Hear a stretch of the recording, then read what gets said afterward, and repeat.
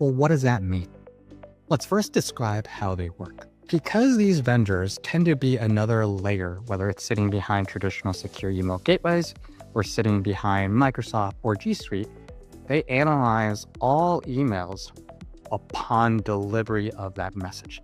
So once an email has already been delivered to that inbox, whether it's Microsoft or whether it's G Suite, now they're analyzing, they're looking for these business email compromise threats. If they notice that there's a malicious threat that is actually in the inbox, via an API, they go ahead and be able to pull that email out.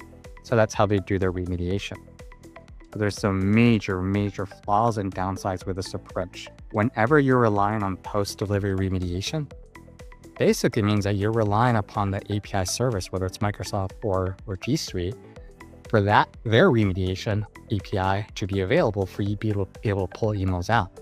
So often these vendors might know that there's malicious threats that are in your current user's inbox, but because they can't call that remediation API, there's nothing they can do about it. So therefore, there's phishing attacks that they know about that are currently in your users' inboxes. Now, if that remediation service is available, there is no SLA.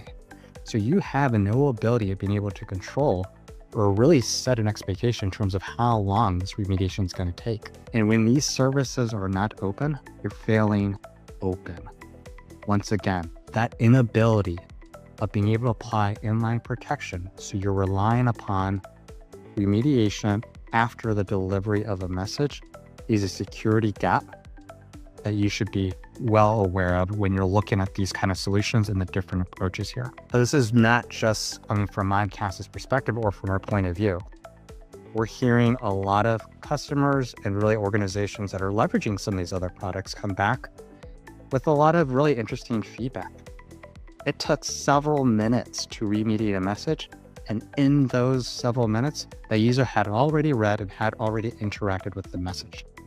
We said it earlier, 60 seconds is how quick it takes to interact with a phishing attack. So this is the challenge. But why are these threats so hard to stop against? Often, current solutions that do exist in this space, they struggle to identify business email compromise attacks because they tend to be paperless, meaning there's no URLs to scan after. There's no attachments to do deeper inspection against. But it's how people are conversing. It's the type of communication that they're having is what makes these messages malicious. And now to even make this problem even harder to stop against, often these emails are actually coming from compromised users. So it might be a legitimate email address with a legitimate email domain display name, but it's actually not that user behind the keyboard. And we know this, end users are very susceptible to social engineering. Just to go a little bit deeper into what some of these business email compromise threats look like. Just looking at the first example here on the top left, it's your classic example where it's coming from a Gmail address. There's actually no body of the email, it's just a subject line that says, "What time are you arriving to the office?" Well, Courtney here decides, without really probably paying attention, should I be coming from her mobile device, not really, looking into who she's interacting with, says, "Yep, I should be in there by 8 a.m. But what she didn't know is that the email address that she's actually interacting with is legallaw921@gmail.com. Probably not the colleague that she thought she was interacting with. And what they're looking for in this example is they're looking for Apple gift cards. Hey, I need you to run an errand for me. I know there's a store close by. Go ahead and grab some gift cards. Let me know once you've done this. Another common variation that we see of this is, what are you up to at this moment? Hey, I scheduled a meeting very quickly, but if you have a couple of minutes, I need you to go ahead and reach out to me. But in this case, don't reach out to me via email. Reach out to me via WhatsApp. We call this a communication switch, right? Where often that malicious attacker is trying to actually get you out of that email flow and actually get you to communicate via another channel. And the question, if I'm an end user, that I'd be asking myself is, why would someone legitimately ever need to do that? They've never once asked me to do that. So that's just interesting and really different behavior. And last but not least, down below, very similar, it says, hey, do you just have a moment? But this is very important. This is super discreet. Do not reply to my email. Do not call me, but I need you to reach out via this other channel here.